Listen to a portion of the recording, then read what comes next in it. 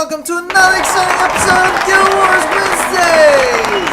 Your #1 source of all things Guild Wars universe related content, where I do all the work for you in finding your Guild Wars weekly fix.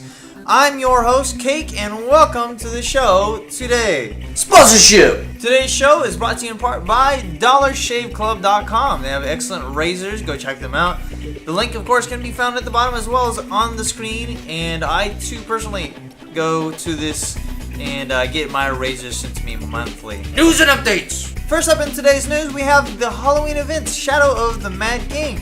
Most of you that play Guild Wars 1 originally knew that the Halloween Mad King event showed this one guy who did a couple of emote challenges, and whoever did would get some fabulous prizes, and at the end of the challenge you would all get a mask, and it starts on the 22nd of October. I'm gonna suppose that the things will change, especially in Lion's Arch. The big cities are the ones that usually change, and maybe worldwide minor changes as well, but we'll all see whenever that comes around. In other news, the Trading Post database has been updated. Go here. There's a link can be found at the bottom as well that you can check it out, and it shows pretty much the marketing value of all the trading items that you can trade, as far as whether or not the increase goes up, the decrease in the price goes down.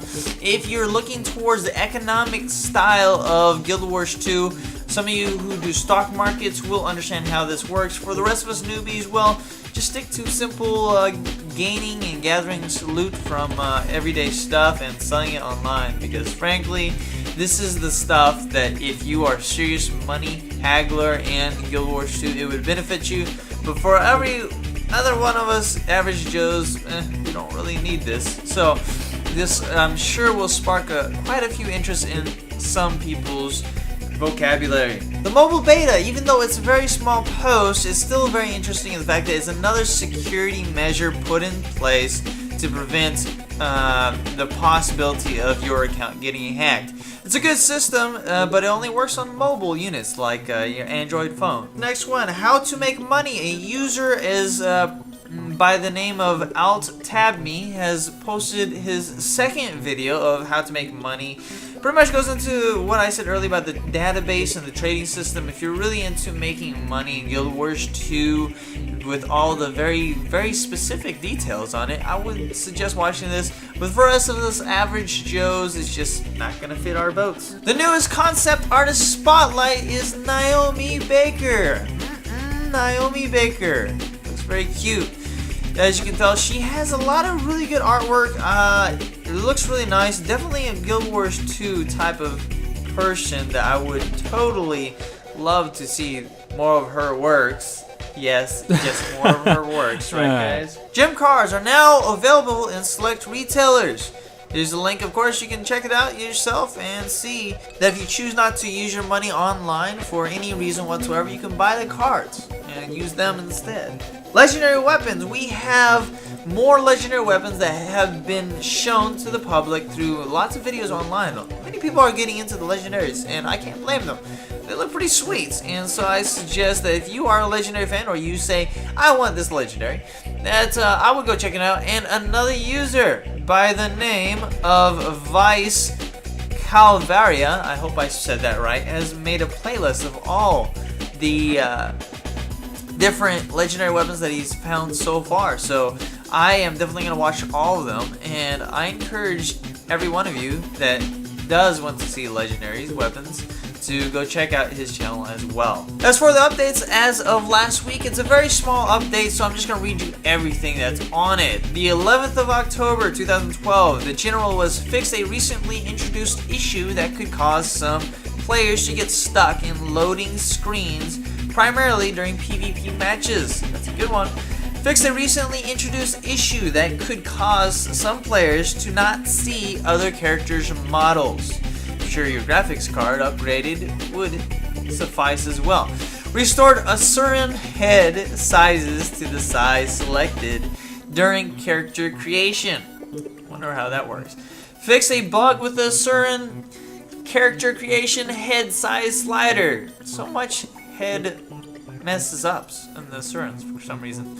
And the 15th of October, they've only updated the game for routine maintenance only. No content changes were included. Buffs and nerfs! Nerfs and buffs! Well, of course, we don't have any nerfs and buffs for this week, so feel glad that none of your characters got nerfed, but in the same motion, feel sad none of your characters got buffed. Winning! In today's winning, we see this video of some guys playing in the PvP WvWvW instance. And they choose to use their cannons, and for some reason, the enemies just aren't paying attention enough to see that, hey, we're getting rained down fire. Maybe we should not keep going and fighting this battle. So that was definitely an epic winning moment. Epic fan art time! For the fan art time, we have from Fishy, the Far Art Club and Guild Wars Guru.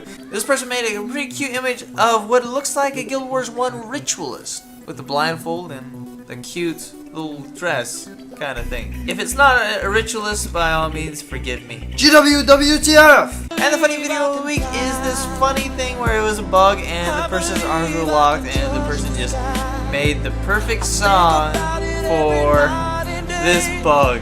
I encourage you all to go check that out as well. Question of the week! Today's question of the week is by DTS720666. When I type M for map view, I noticed that the different regions have different colored numbers. Does anyone know why? For example, on my map in Keswick's Hill, the 15 to 25 is in gray, the Loner's Pass. The 25 to 40 is in green, and in Blood Tide Coast, the 45 to 55 is in white. Well, guys, the reason why is because it depends on your character level. If the level is below you a lot, then it's going to appear in gray. If it's below you in a little bit, it's going to be appearing in green. And if it's about your same level, it'll be in white. And as the levels increase past you, it goes on to orange, red, and last, of course, is purple. I highly encourage you all not to go to the purple. Eventually, it'll all turn white or gray, depending on your level, and that all changes depending on your level. Random page! Okay, and today's random page is PvP Country Armor. PvP Country Armor is a PvP reward available from Rabbit reward chests or crafted at the Mystic Ford. So I know that this was a very short show, very short Guild Wars Wednesdays, but of course every Wednesday is different depending on how many new updates I get, how many more different events are going on at the time. So stay tuned, there will be more Guild Wars Wednesdays, and stay tuned for my Guild Wars random page jackpot. Yes, I'm still going to make this, and it will be coming out very shortly. I will be making the contest rules and regulations, so stay tuned for that video. I'd suggest this weekend. But other than that, it's been great, and I will see you next week. Bye!